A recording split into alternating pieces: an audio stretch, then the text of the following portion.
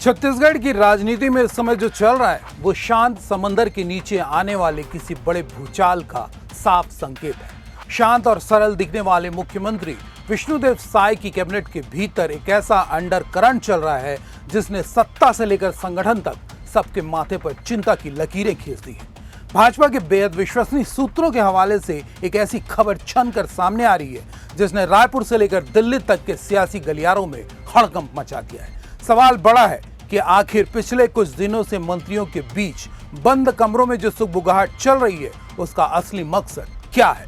नमस्कार, उज्जवल भूमि देख रहे हैं आप अभिषेक दुबे के साथ। हम और आप सभी जानते हैं कि राजनीति में कोई भी मुलाकात बिना वजह या सिर्फ चाय पे चर्चा नहीं होती, खासकर तब जब सरकार के कद्दावर मंत्री अचानक बिना किसी पूर्व निर्धारित कार्यक्रम के एक छत के नीचे जमा होने लगे।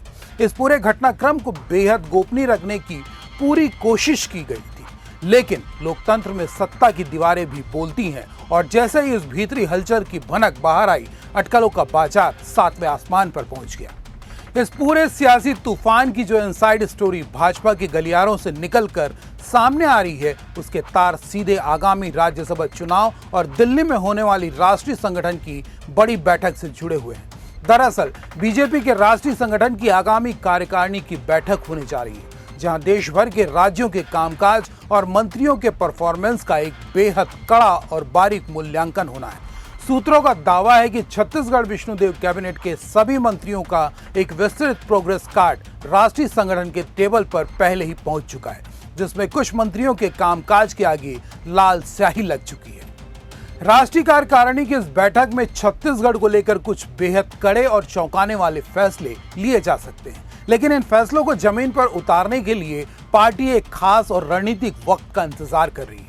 अंदरूनी सूत्रों का कहना है कि विष्णुदेव कैबिनेट में यह बड़ा फेरबदल आगामी राज्यसभा चुनाव के तुरंत बाद देखने को मिल सकता है।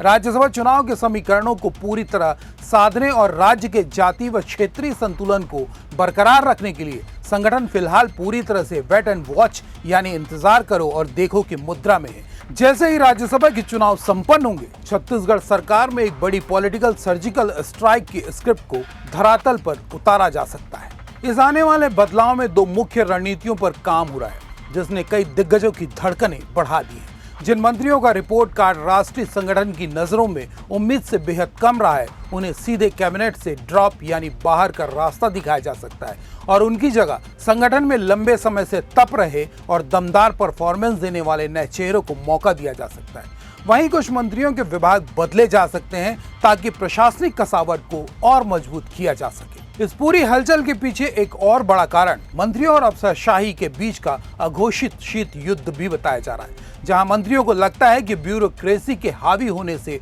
उनके काम प्रभावित हो रहे हैं और इसी राजनीतिक जमीन को वापस पाने के लिए यह पूरी घेराबंदी शुरू हुई है। उधर मुख्य विपक्षी दल कांग्रेस भी इस पूरी उठापटक पर चील जैसी नजरें गड़ाए बैठी है और इसे सरकार का अंदरूनी असंतोष बता रही है। लेकिन बीजेपी का केंद्रीय नेतृत्व हमेशा अपने अप्रत्याशित फैसलों के लिए जाना जाता है, इसलिए राष्ट्रीय कार्यकारिणी की बैठक और राज्यसभा चुनाव के ठीक बाद अगर विष्णुदेव कैबिनेट का पूरा भूगोल बदल जाए तो किसी को अचरज नहीं होना चाहिए।